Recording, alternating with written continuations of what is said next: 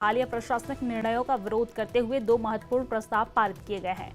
National conference नेता तनवीर सादिक ने कहा है कि गठबंधन वक्फ विधेयक की कड़ी निंदा करता है और इसे अल्पसंख्यक और मुस्लिम विरोधी बताता है।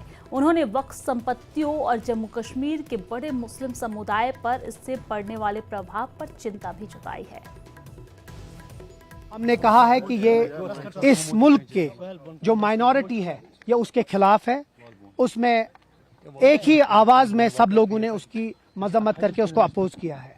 नंबर 2, जो दूसरा रेजोल्यूशन पास हुआ है उसमें हमने ये कहा है कि जो यहाँ का मैंडेट जो बढ़ चढ़ के हिस्सा लोगों ने लिया है अक्टूबर के इलेक्शन में, जिसमें top leadership of this country उन लोगों ने तारीफ की है यहाँ के इलेक्शन के और यहाँ के वोटिंग की, उस चीज को अगर कोई नकारता है या उसको अंडरमाइन करता है तो वो लोगों की जो मैंडेट है उसकी इज्जत नहीं करता है। हमारे बार बार हम यही कहते हैं कि जो यहाँ की जो मैंडेट है उसकी इज्जत करनी है, चाहे वो कोई भी हो, किसी लेवल के भी हो।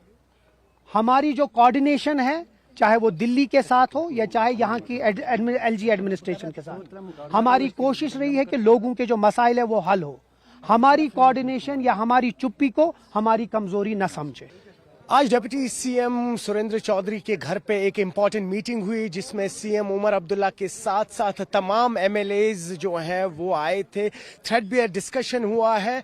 2 ऐसे बड़े मुद्दे हैं जिस पर डिस्कशन हुआ है। पहला, वक्फ अमेंडमेंट बिल को लेके जिस पर यूनानिमसली नेशनल कॉन्फ्रेंस और उनकी अलायंस कह रही है कि हम आने वाले असेंबली में आवाज उठाएंगे। और वही दूसरा डिस्कशन जो है वो हुआ है जो हाल ही में अभी यहाँ पर तबादले किए गए थे। तो कहीं ना कहीं एक क्लियरिटी चाह रही है इस वक्त यहाँ की इलेक्टेड गवर्नमेंट, चाह रहे हैं कि सेंटर और राजभवन और जो इस वक्त इलेक्टेड गवर्नमेंट हो इनमें कोऑर्डिनेशन हो।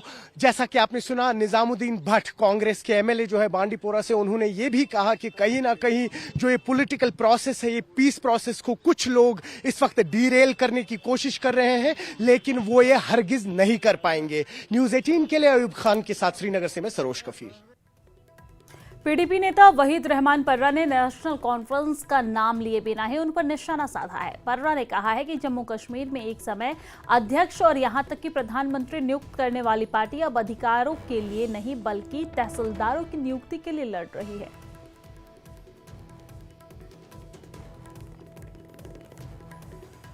पीडीपी प्रवक्ता वीरेंद्र सिंह सोनू ने एनसी और उमर अब्दुल्ला की आलोचना करते हुए कहा है कि ये वही उमर अब्दुल्ला है जिन्होंने चुनाव से पहले कहा था कि जब वो चुनाव जीतेंगे तो अनुच्छेद 370 को फिर से लागू करेंगे और पूर्ण राज्य का दर्जा देंगे। सोनू ने आगे कहा कि ये बहुत दुर्भाग्यपूर्ण है कि अब उन्हें केवल तहसीलदारों के तबादलों की चिंता है और जनता के मुद्दों पर कुछ नहीं कर रहे हैं। सुनिए।